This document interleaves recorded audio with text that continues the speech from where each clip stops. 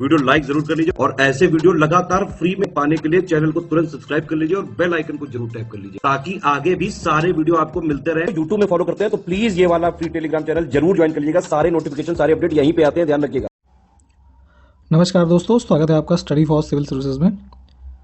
SCS daily quiz के अंदर अब यूपी PCS के जितने भी आगामी एग्जाम होने वाले हैं उसकी क्विजेज यहाँ पर लगातार करवाई जा रही है। आपने अगर ये वाला हमारा जो ग्रुप है इसको ज्वाइन नहीं किया है तो डिस्क्रिप्शन बॉक्स में लिंक है, उससे ज्वाइन कर लीजिए। सारे क्वेश्चंस को अटेम्प्ट करके अपनी तैयारी को आप बेहतर रूप दे सकते हैं। तो हम अगले वीडियो को देखते हैं। यहाँ पे सारे क्वेश्चंस आपको सॉल्व करके दिखाए जाएंगे। तो बिना किसी देरी के शुरू करेंगे क्वेश्चन नंबर 1 के साथ। क्वेश्चन है कि ब्राह्मणी, खरकई और सुवर्ण रेखा नदियों का स्रोत जो है भारत का कौन सा राज्य है? ठीक है,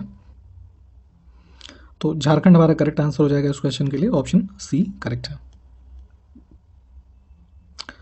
national bank for agriculture and rural development, जिसको आप शॉर्ट फॉर्म में नाबार्ड भी पढ़ते हैं, ठीक है, तो इसकी स्थापना का आपसे वर्ष पूछा जा रहा है, किस वर्ष इसकी स्थापना हुई थी? तो ये है 1982। ऑप्शन सी हमारा करेक्ट हो जाएगा इसके। थोलू बोमलत्ता, जो कि चमड़े की कठपुतलियों द्वारा छाया नृत्य वाला शो है, तो किस राज्य का एक पारंपरिक कला रूप है? ठीक है, तो थोलू बोमलत्ता इसका नाम है, ध्यान रखिएगा। और इसमें जो लेदर की पपेट्स ऐसे बनेंगी और उनके जो शेडोज़ होते हैं उसके थ्रू एक ये हमारा ऐसे आर्ट फॉर्म दिखाई जाती है। तो ये होता है आपका आंध्र प्रदेश के अंदर। तो ऑप्शन हमारा डी करेक्ट हो जाएगा इसके लिए। चलिए अगला देखेंगे कि 1951 में शुरू की गई भारत की पहली पंचवर्षीय योजना, जिस कृषि उत्पादन को बढ़ावा देने की दृष्टि से कृषि और सिंचाई पर ध्यान केंद्रित करने के लिए निम्नलिखित में से किस आर्थिक मॉडल पर आधारित थी? ठीक है, तो जो हमारा फर्स्ट 5 ईयर प्लान था उसका जो मोटिव था मेन, तो उसमें एग्रीकल्चर प्रोडक्शन और इरिगेशन वगैरह को बढ़ाने के लिए फोकस किया गया। तो वो जो मॉडल उन्होंने अपनाया उस मॉडल का नाम था यहाँ पे हेरोल्ड डॉमर मॉडल। ठीक है, तो ऑप्शन हमारा बी जो होगा ये करेक्ट होगा इस क्वेश्चन के लिए। अगला क्वेश्चन देखिए कि बेसल मानदंड जो है वित्तीय प्रणाली के किस पहलू पर ध्यान केंद्रित करते हैं? यहाँ पे इंग्लिश में भी देख लीजिए बेसल नॉर्म्स।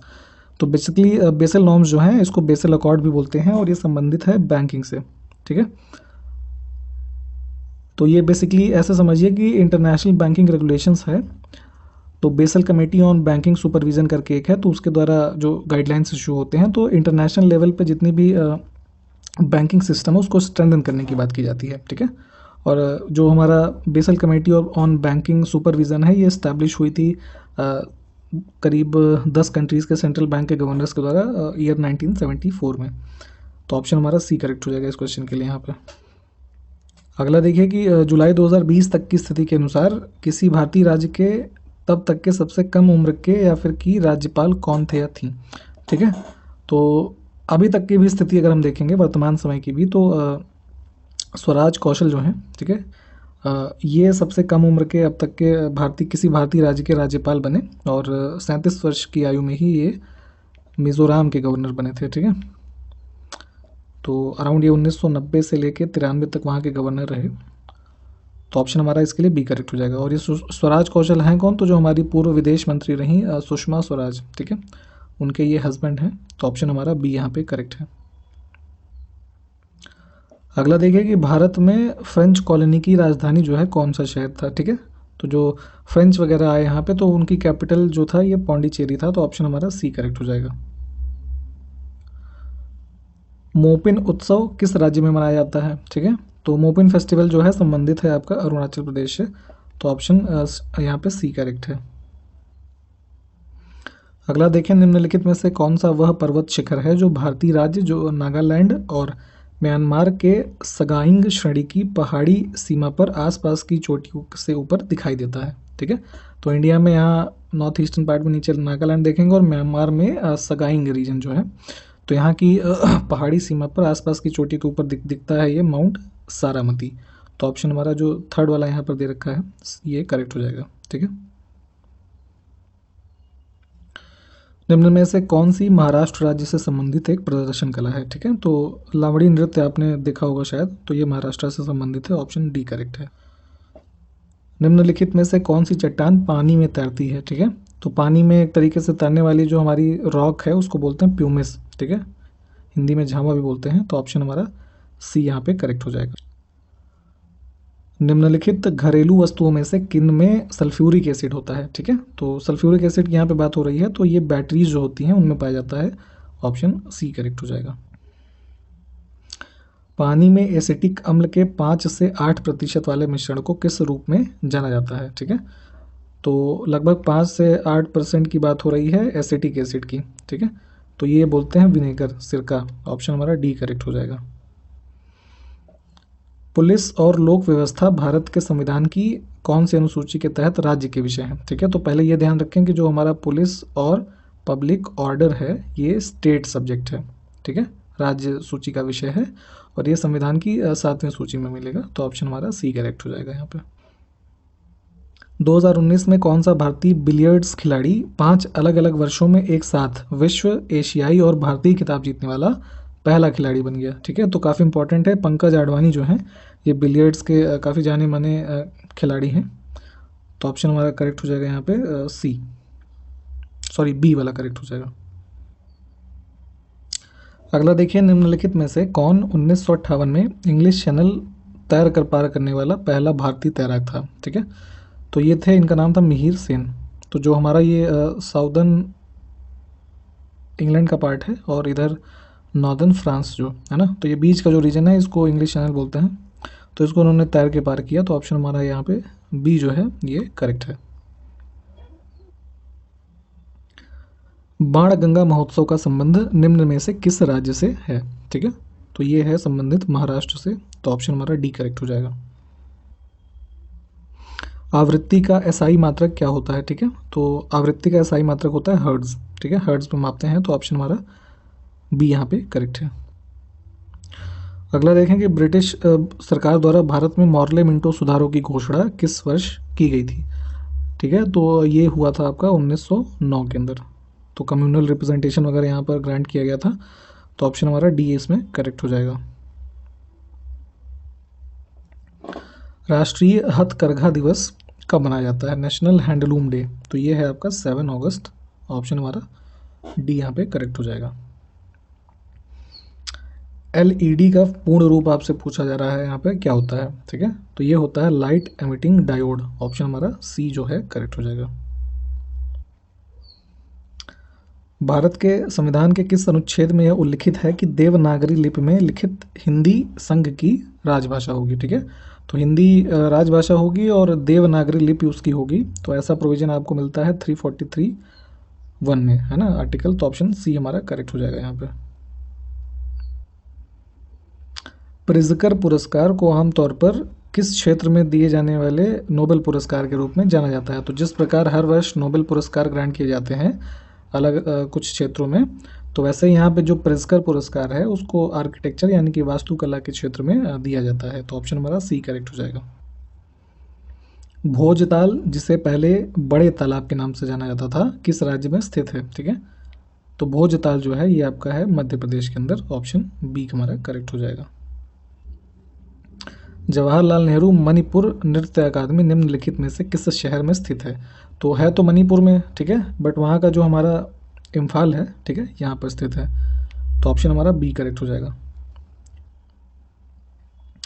निम्नलिखित में से कौन सा सरकारी प्राधिकारी भारत के मुख्य चुनाव आयुक्त की नियुक्ति कर सकता है? जो हमारा चीफ इलेक्शन कमिश्नर होता है, जैसे वर्तमान में अभी सुशील चंद्रा हैं, ठीक है, तो इनकी अगर मान लीजिए नियुक्ति की बात हो तो इनको कौन अपॉइंट कर सकता है? तो इनको अपॉइंट करते हैं प्रेसिडेंट। ऑप्शन हमारा बी करेक्ट हो जाएगा। अगस्त 2020 की स्थिति के अनुसार भारत का निम्नलिखित में से कौन सा राज्य सुनामी के लिए तैयार गांव वाला पहला राज्य बन गया है? ठीक है, तो सुनामी रेडी विलेज एक तरीके से कह लीजिए, चूँकि जो हमारा कोस्ट लाइन पे मान लीजिए राज्य होगा ये वाला, ठीक है, तो ये है उड़ीसा।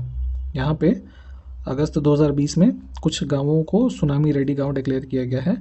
तो ऑप्शन हमारा बी करेक्ट है इसके लिए। बेरियम नाइट्रेट का उपयोग सिग्नल प्रदीप्ति, जिसको फ्लेयर्स कहते हैं, और आतिशबाजी में किया जाता है। ठीक है, जो चमकीले रंग का प्रकाश उत्सर्जित करता है। तो यहाँ पे बेसिकली आपसे रंग पूछा जा रहा है। ठीक है, तो जैसे सिग्नल जो है और फायरवर्क्स में हमारा जो ग्रीन कलर आता है वो बेरियम नाइट्रेट के कारण आता है। तो ऑप्शन हमारा यहाँ पे डी जो होगा हरा कलर, ये करेक्ट हो जाएगा, ग्रीन। भारत सरकार द्वारा प्रवासी श्रमिकों का सशक्तिकरण करने तथा उन्हें आजीविका प्राप्ति के अवसर उपलब्ध करवाने के लिए गरीब कल्याण रोजगार अभियान नामक एक विशाल रोजगार संग्रह सह ग्रामीण लोक निर्माण अभियान कब शुरू किया गया था। ठीक है, तो बेसिकली जो कोविड का लॉकडाउन हुआ था फर्स्ट वाला, ठीक है, आपका अप्रैल 2020 में, तो उसके बाद से ही काफ़ी सारी स्कीम्स लाई गई थी जिसमें जो हमारे माइग्रेंट्स बाहर रहते थे वो अपने अपने नेटिव प्लेसेस पे आ गए। तो वहाँ पे गरीब कल्याण रोजगार योजना जो लॉन्च की गई, इसका आपसे टाइम पीरियड अगर पूछते हैं तो ये हो जाएगा जून 2020 में इसको अनाउंस किया गया। तो ऑप्शन हमारा बी करेक्ट हो जाएगा यहाँ पे। राजकोषीय नीति किसी देश की सरकार को अब किसका प्रवाह को नियंत्रित करने में मदद करती है। ठीक है, तो जैसे कि हमारा जो फिस्कल पॉलिसी होती है ये लेके आती है गवर्नमेंट, और मॉनेटरी पॉलिसी जो होता है ये आती है आरबीआई के द्वारा। ठीक है, इन पर्टिकुलर जो मॉनेटरी पॉलिसी कमेटी होती है वो डिक्लेयर करती है। तो यहाँ पे जो फिस्कल पॉलिसी है किसी देश की जो हमारा टैक्स रेवेन्यूज़ है ना, उसके प्रवाह को, उसके फ्लो को नियंत्रित करने में मदद करती है।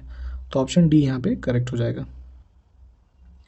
अगला देखिए कि which of the following is unit of radio activity. ठीक है, तो रेडियो एक्टिविटी की जो यूनिट होती है, इकाई होती है, वो क्यूरी होती है, बैकरेल होती है। ठीक है, तो इसमें हमारा दोनों ठीक हो जाएगा, ऑप्शन ए और बी। अगला देखिए कि इनमें से क्या जो है रासायनिक ऊर्जा को विद्युत ऊर्जा में बदलने वाला उपकरण है। ठीक है, तो जो हमारी बैटरीज होती हैं, ठीक है, मान लीजिए कोई लिथियम आयन बैटरी है तो उसमें कुछ केमिकल कंपाउंड्स हैं जिसकी वजह से वो चार्ज जो है प्रोड्यूस कर पा रही है। तो क्या कर रही है, केमिकल चीज़ को बदल रही है किस में, इलेक्ट्रिक में। ठीक है, तो ऑप्शन हमारा सी करेक्ट हो जाएगा यहाँ पे। रेडियोधर्मी डेटिंग एक तकनीकी है जिसका उपयोग क्या मापने के लिए किया जा सकता है। ठीक है, तो रेडियो एक्टिव डेटिंग की जाती है चट्टानों की आयु मापने के लिए, to measure the age of rocks. तो ध्यान रखिएगा, काफ़ी इंपॉर्टेंट है ये वाला भी, radioactive dating. Option A हमारा यहाँ से करेक्ट हो जाएगा। कैरेटोमीटर का उपयोग आपसे पूछा जा रहा है। ठीक है, तो कैरेटोमीटर बेसिकली जो होता है वो प्योरिटी ऑफ गोल्ड मापा जाता है इससे, है ना, सोने की शुद्धता की जांच की जाती है इससे।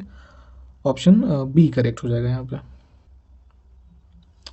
2019 में साहित्य अकादमी पुरस्कार जीतने वाला उपन्यास चाणक्य किस भाषा में था या लिखा गया था। ठीक है, तो उपन्यास का नाम देखें चाणक्य था, और ये लिखा गया है असमीज लैंग्वेज यानी कि असमिया भाषा में। ऑप्शन हमारा सी करेक्ट हो जाएगा यहाँ पे। अगला देखें कि मिस यूनिवर्स 2021 निम्नलिखित में से किस देश की मूल निवासी हैं। ठीक है, तो अभी हाल ही में मिस यूनिवर्स के रिजल्ट्स आए और इसमें ये इंडिया की हैं जिनका नाम है हरनाज संधू। ठीक है, चंडीगढ़ की हैं बेसिकली ये।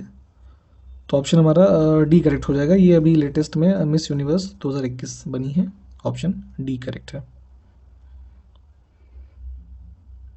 दिसंबर 2021 तक की जानकारी के हिसाब से आपसे पूछा जा रहा है कि भारतीय सेना के प्रमुख कौन है। ठीक है, तो ये है मनोज मुकुंद नरावने। ऑप्शन हमारा बी जो है करेक्ट हो जाएगा।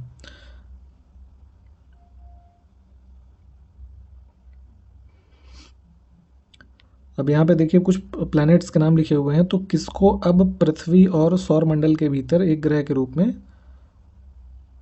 नहीं माना जाता है। ठीक है, तो इसमें बेसिकली हुआ क्या है, ये प्लूटो को डिक्लेयर किया गया डॉर्फ प्लैनेट 2006 में। ठीक है, इंटरनेशनल एस्ट्रोनॉमिकल यूनियन के द्वारा।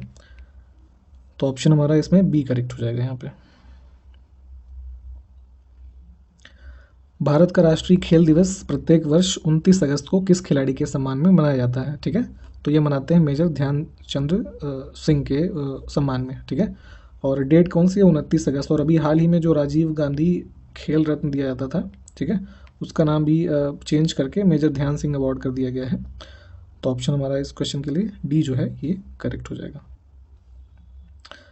असम के प्रमुख त्योहारों में से एक जिसका नाम है रंगोली बिहू, तो ये किस महीने में मनाया जाता है। ठीक है, तो जैसे बिहू का त्यौहार तो आपने इसे कई बार ही पढ़ा होगा कि बिहू असम में मनाते हैं, तो फिलहाल ये मनाते कब हैं, ये अप्रैल के महीने में। ठीक है, तो ऑप्शन हमारा डी करेक्ट हो जाएगा। अब यहाँ जैसे गलत क्लिक हो गया मुझसे, बट ये ऑप्शन डी वाला करेक्ट है। क्रिकेट टीम के कप्तान और विश्व कप जीत के वर्ष का सही सुमेलित विकल्प कौन सा है। ठीक है, तो जैसे अब यहाँ पे देखिए रेस्पेक्टिव ईयर्स दिए हुए हैं जिस वर्ष में क्रिकेट के वर्ल्ड कप्स हुए हैं ना, वनडे वर्ल्ड कप, और उस वर्ष में कप्तान कौन था, ये सही सुमेलित कौन सा है, ठीक है। तो यहाँ पर सिर्फ एक ही सही है, 1983 वाला, कपिल देव इसके कैप्टन थे। अभी हाल ही में एक मूवी भी आई थी इससे, तो इस वजह से चर्चा में रहा, तो ऑप्शन बी यहाँ पे करेक्ट है। अगला है कि who appoints the chief justice of India, ठीक है। तो जो भारत के मुख्य न्यायाधीश होते हैं इनकी नियुक्ति की जाती है प्रेसिडेंट ऑफ इंडिया के द्वारा, तो ऑप्शन हमारा सी यहाँ पे करेक्ट हो जाएगा। इसको यहाँ आप नीचे हिंदी में भी देख सकते हैं कि भारत के मुख्य न्यायाधीश की नियुक्ति कौन करता है, तो भारत के राष्ट्रपति। अगला देखें कि गुजरात किस पड़ोसी देश के साथ अपनी सीमा साझा करता है, ठीक है। तो जैसे ये गुजरात का एरिया है ना इंडिया में इधर, तो यहाँ ऊपर क्या है, पाकिस्तान, ठीक है। तो इनके साथ ऑप्शन डी हमारा करेक्ट हो जाएगा, इसकी बाउंड्री शेयर होती है गुजरात की। अगला देखें कि भारत के संविधान की प्रारूप समिति के अध्यक्ष कौन थे, ठीक है। ड्राफ्टिंग कमेटी जो थी कॉन्स्टिट्यूशन की, उसके चेयरमैन थे बी.आर. अम्बेडकर, ठीक है। टोटल ये 7 सदस्यों की टीम थी, तो ऑप्शन यहाँ पे बी करेक्ट हो जाएगा।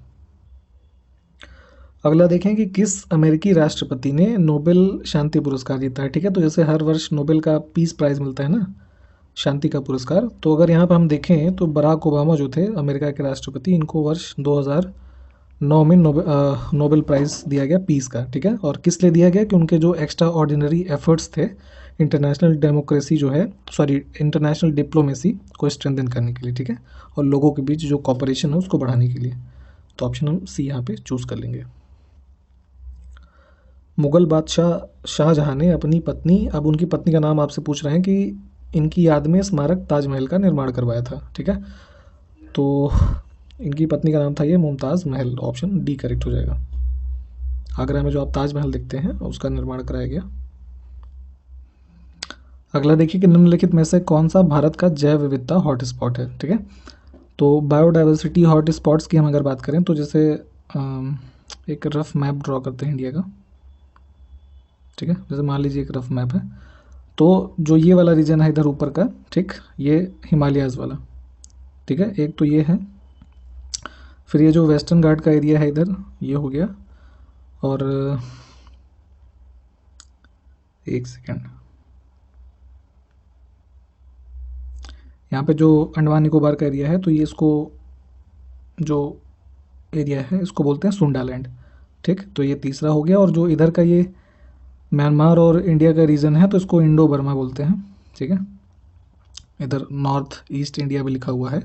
तो अगर हम ऑप्शंस में देखें अपने, तो ये तीनों ही कवर हो रहे हैं, पश्चिमी घाट, नॉर्थ ईस्ट इंडिया, सुंडालैंड, तो हमारा ऑप्शन डी जो है ये करेक्ट हो जाएगा, ठीक है। और अगर वैसे ओवरऑल देखेंगे तो टोटल 4 की संख्या है भारत में बायोडाइवर्सिटी हॉटस्पॉट्स की, ठीक है।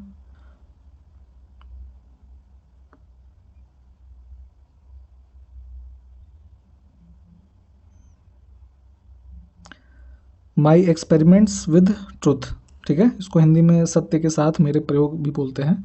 तो ये पुस्तक जो है किसने लिखी, तो ये महात्मा गांधी जी ने लिखी, ऑप्शन हमारा डी करेक्ट हो जाएगा।